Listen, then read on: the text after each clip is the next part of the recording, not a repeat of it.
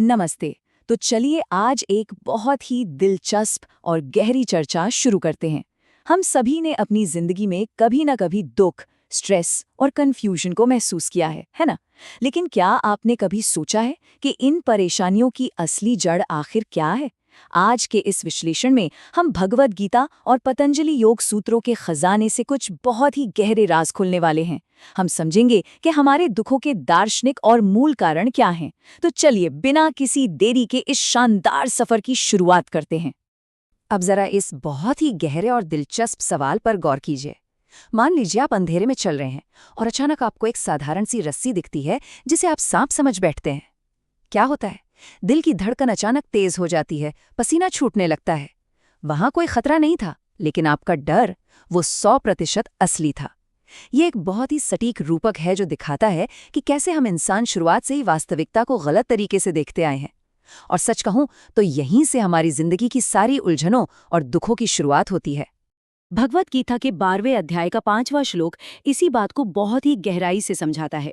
यहाँ भगवान कृष्ण स्पष्ट करते हैं कि निराकार ब्रह्म पर ध्यान लगाना बहुत मुश्किल है। लेकिन ऐसा क्यों है? क्योंकि हम इंसानों को जन्म से ही अपने शरीर से एक गजब का अटैचमेंट होता है, जिसे देहाभिमान कहते हैं। हम खुद को बस ये हाड़ मांस का शरीर मान बैठते हैं।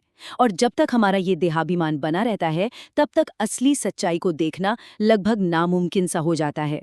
तो अब सवाल ये उठता है कि शरीर से ये इतना गहरा अटैचमेंट आता कहाँ से है? पतंजलि योग सूत्र हमें बताते हैं कि ये सब पंच क्लेश से पैदा होता है। आप इन पंच क्लेशों को एक रंगीन या धुंधले चश्मे की तरह समझ सकते हैं। सोचें, अगर आपने लाल रंग का चश्मा पहना है तो आपको पूरी दुनिया लाल ही दिखेगी ना? बिल्कुल वैसे ही जब तक ये पंच क्लेश का चश्मा हमारी आंखों पर चढ़ा है, हम दुनिया को गलत नजरिए से ही देखते रहेंगे। और यही गलत नजरिया हमें दुख और हताशा की तरफ ले जाता है। चलिए इस चश्मे की पहली और सबसे खतरनाक लेयर को समझते हैं, अविद्या। अब देखिए, यहाँ अविद्या का मतलब सिर्फ कुछ न जानना या अज्ञान नहीं है। इसका असली और सटीक मतलब है गलत जानना। वापस उसी सांप और रस्सी वाले उदाहरण पर आते हैं। अंधेरे में रस्सी दिख रही है, लेकिन आप उसे गलत समझ रहे हैं, उसे सांप मान लिया। रियल लाइफ में भी जो चीज जैसी है उसे वैसा ना देखकर कुछ और मान लेना ही अविद्या है। अब जिंदगी के संदर्भ में ये रस्सी को सांप समझना आखिर क्या है? अविद्या की वजह से हम नित्य और अनित्य के बीच पूरी तरह से कंफ्यूज हो जाते हैं। जो शाश्वत है, अमर आत्मा है, उसे तो हम एकदम भूल जाते हैं। और जो अनित्य है, जैसे ये अस्थायी शरीर, पैसा और भौतिक संसार, हम मान लेते हैं कि बस यही हमेशा रहने वाला है। हम लगातार इन नश्वर चीजों में परमानेंट सुख ढूंढने की कोशिश करते हैं, जो कि पॉसिबल ही नहीं है। और पता है सबसे बड़ी प्रॉब्लम क्या है? ये गलतफहमी सिर्फ एक भ्रम तक नहीं रुकती, ये एक पूरी चेन रिएक्शन शुरू कर देती है। एक मानसिक क्लेश दूसरे को पैदा करता है। अविद्या यानी अज्ञान से शुरुआत होती है, जो जन्म देती है अस्मिता यानी अहंकार को। अहंकार के आते ही राग और द्वेष पनपने लगते हैं, और ये पूरी साइकिल खत्म होती है अभिनिवेश पर यानी मौत के गहरे डर पर। ये एक ऐसा मकड़जाल है जिसमें हम पैदा होते ही उलझना शुरू कर देते हैं। चलिए इस चेन की दूसरी कड़ी पर गौर करते हैं, अस्मिता यानी अहंकार।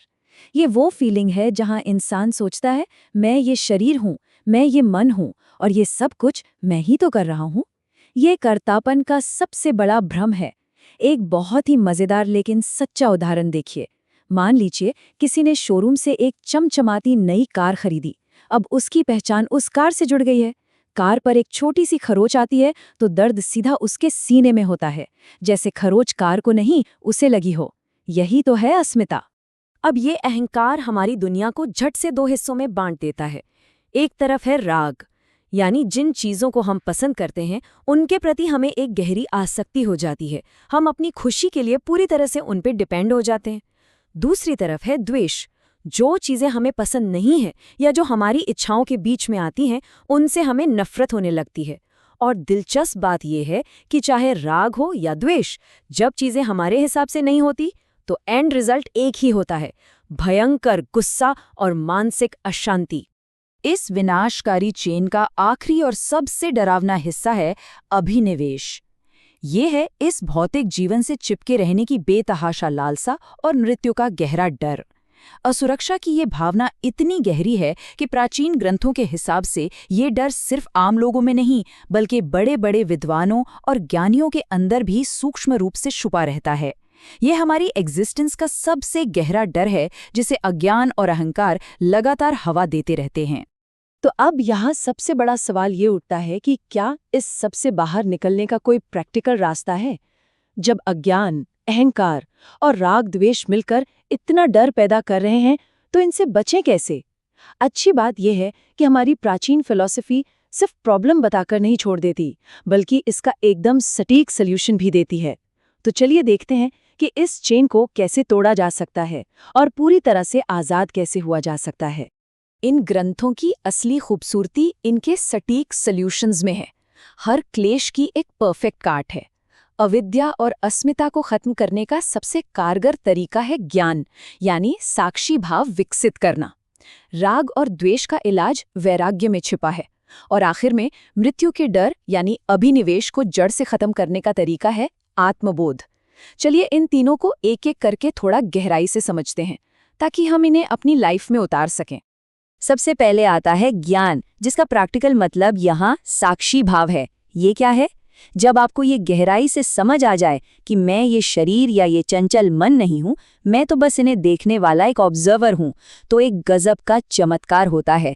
अविद्या का नाश हो जाता है और कर्तापन का झूठा अहंकार तुरंत गिर जाता है।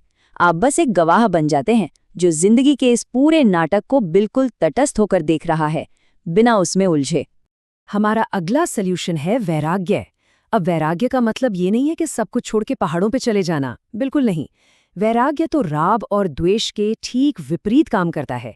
जब आप साक्षी भाव में आ जाते हैं तो बाहरी चीजों पर आपकी डिपेंडेंसी अपने आप खत्म हो जाती है। फिर ना तो आप किसी चीज के पीछे पागलों की तरह भागते हैं और ना ही किसी चीज से अनावश्यक नफरत करते हैं। आप उस राग द्वेष के थका देने वाले पेंडुलम से एकदम आजाद हो जाते हैं। और जब राग द्वेष ही नहीं रहेंगे तो दुख का कोई सवाल ही नहीं उठता। और इस पूरी जर्नी का फाइनल स्टेप है आत्मबोध, अपनी असली सच्चाई को पहचानना। जब आपको दिल से ये एहसास हो जाता है कि आत्मा तो अमर है, वो कभी मरती ही नहीं, तो अभिनिवेश यानी मौत का सारा डर बस हवा हो जाता है। क्योंकि तब आप जान जाते हैं कि जो अनित्य है यानी ये शरीर, वो तो वैसे भी जाने वाला है, लेकिन जो आपकी असली पहचान है, शाश्वत आत्मा, उसे इस पूरे ब्रह्मांड की कोई भी ताकत नहीं मिटा सकती। तो आखिर में मैं आपको एक बहुत ही गहरे विचार के साथ छोड़ना चाहूंगा। जरा सोचिए, अगर आत्मा सच में शाश्वत है और ये भौतिक शरीर सिर्फ एक टेम्पररी घर है, तो फिर जिंदगी में डरने, गुस्सा करने या दुखी होने के लिए बचता ही क्या है? पंच क्लेशों का ये पूरा कॉन्सेप्ट हमें जिंदगी को देखने का एक एकदम नया और स्पष्ट चश्मा देता है। मुझे उम्मीद है कि इस विश्लेषण ने आपको अपनी पुरानी सोच को चैलेंज करने पर मजबूर किया होगा। इस कमाल के सफर में मेरे साथ जुड़ने के लिए आपका बहुत बहुत शुक्रिया।